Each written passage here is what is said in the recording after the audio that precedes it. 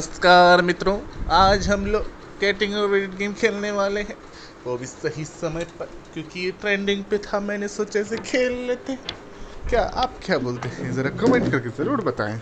Hello guys, welcome to Cortex Gaming channel. Today we are going to play Getting Over It with Man at 40, and this is a really frustrating game, and I just wanted to play this game once. I saw one of my friend breaking his laptop because of just this game, so I thought let's take that risk. So let's get started.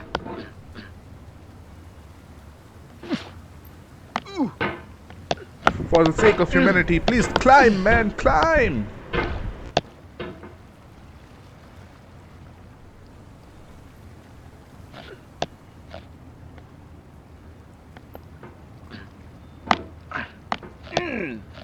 Sometimes I feel that I'm a pro gamer, you know.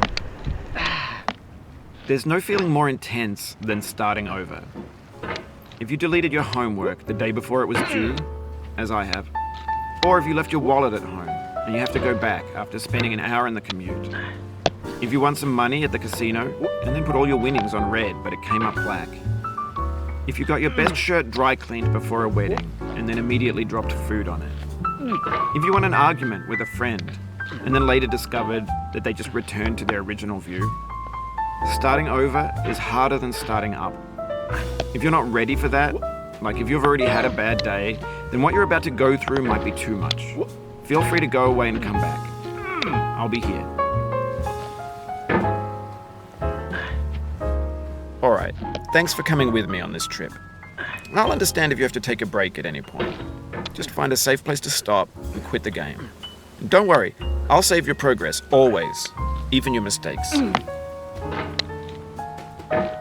This game is a homage to a free game that came out in 2002, titled Sexy Hiking. No! The author of that game was Jazuo, a mysterious Czech designer who was known at the time as the father of B games. And B games are rough assemblages of found objects. Designers slap them together very quickly and freely, and they're often too rough and unfriendly to gain much of a following. They're built more for the joy of building them than as polished products. In a certain way, Sexy Hiking is the perfect embodiment of a B game. It's built almost entirely out of found and recycled parts, and it's one of the most unusual and unfriendly games of its time. In it, your task is simply to drag yourself up a mountain with a hammer. And that act of climbing, in the digital world or in real life, has certain essential properties that give the game its flavor. No amount of forward progress is guaranteed. Some cliffs are too sheer or too slippery. And the player is constantly, unremittingly in danger of falling and losing everything.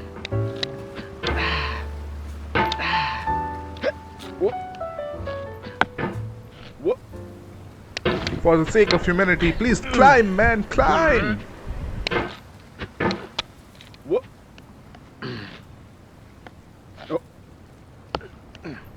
Oh, you just lost a lot of progress. That's a deep frustration, a real punch in the gut.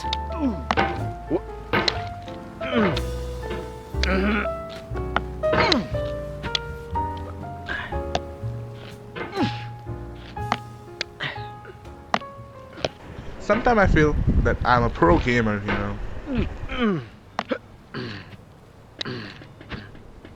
Anyway, when you start Sexy Hiking, you're standing next to this dead tree that blocks the way to the entire rest of the game. It might take you an hour to get over that tree, and a lot of people never got past it. You prod and you poke at it, exploring the limits of your reach and your strength, trying to find a way up and over. And there's a sense of truth in that lack of compromise. Most obstacles in video game worlds are fake. You can be completely confident in your ability to get through them once you have the correct method, or the correct equipment, or just by spending enough time. In that sense, every pixelated obstacle in Sexy Hiking is real.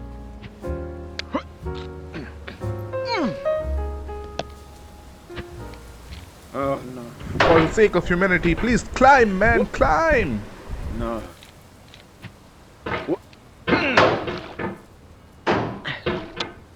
No! Oof, sorry about that.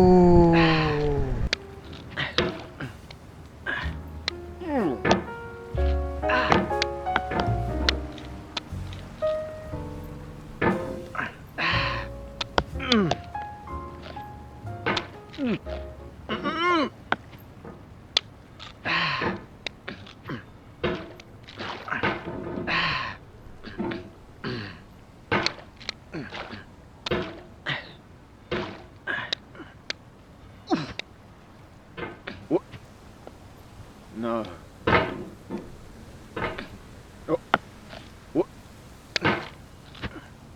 For the sake of humanity, please climb, man, climb!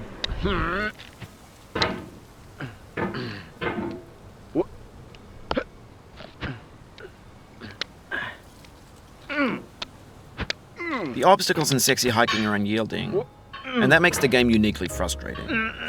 But I'm not sure Jazuo intended to make a frustrating game. The frustration is just essential to the act of climbing, and it's authentic to the process of building a game about climbing. A funny thing happened to me as I was building this mountain. I'd have an idea for a new obstacle, and I'd build it, test it, and it would usually turn out to be unreasonably hard. But I couldn't bring myself to make it easier. It already felt like my inability to get past the new obstacle was my fault as a player rather than as a builder. Imaginary mountains build themselves from our efforts to climb them, and it's our repeated attempts to reach the summit that turns those mountains into something real. When you're building a video game world, you're building with ideas, and that can be like working with quickset cement. You mold your ideas into a certain shape that can be played with, and in the process of playing with them, they begin to harden and set until they're immutable, like rock.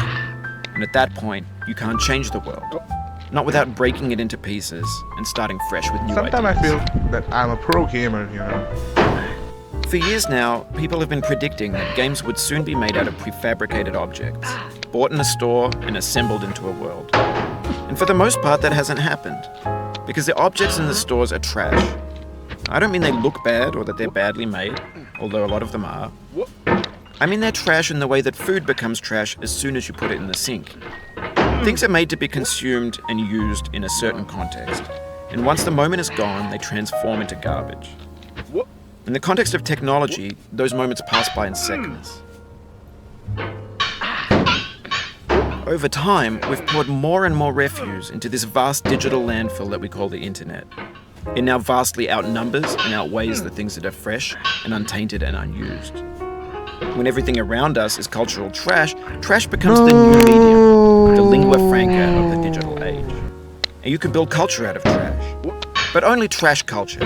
Be games, be movies, be music, be philosophy. No.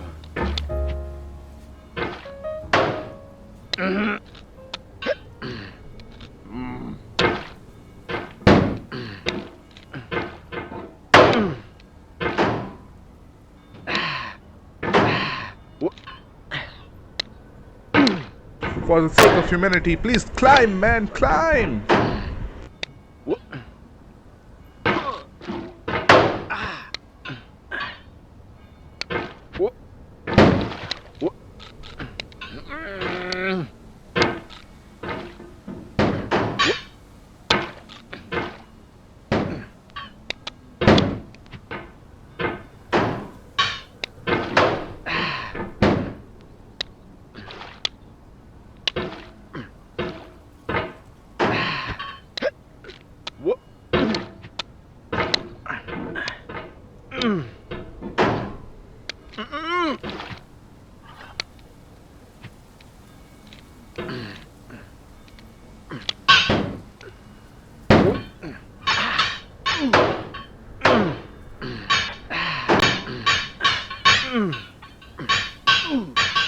Maybe this is what digital culture is. A monstrous mountain of trash, the ash heap of creativity's fountain. A landfill with everything we ever thought of in it. Grand, infinite, and unsorted.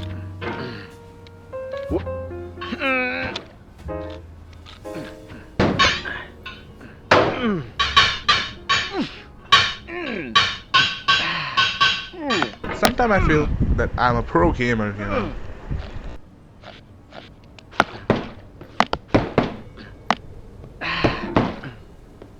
There's 3D models of breakfast, Gen X's fanfic novels, scan magazines, green screen Shia LaBeouf, banned stuff scenes on LiveLeak. Facebook's got lifelike bots with unbranded adverts and candid shots of Kanye and Taylor Swift mashups, car crash epic failed gifs, Russian dashcam vids, discussions of McRibs, discarded, forgotten, unrecycled, muddled, rotten, untitled. Everything's fresh for about 6 seconds, until some newer thing beckons, and we hit refresh. And there's years of persevering disappearing into the pile, out of style, out of sight. So guys, this is the high time for my meditation so that I can have inner peace and overcome this frustration. So please subscribe, like and share, and please comment down below that did you like this video or not.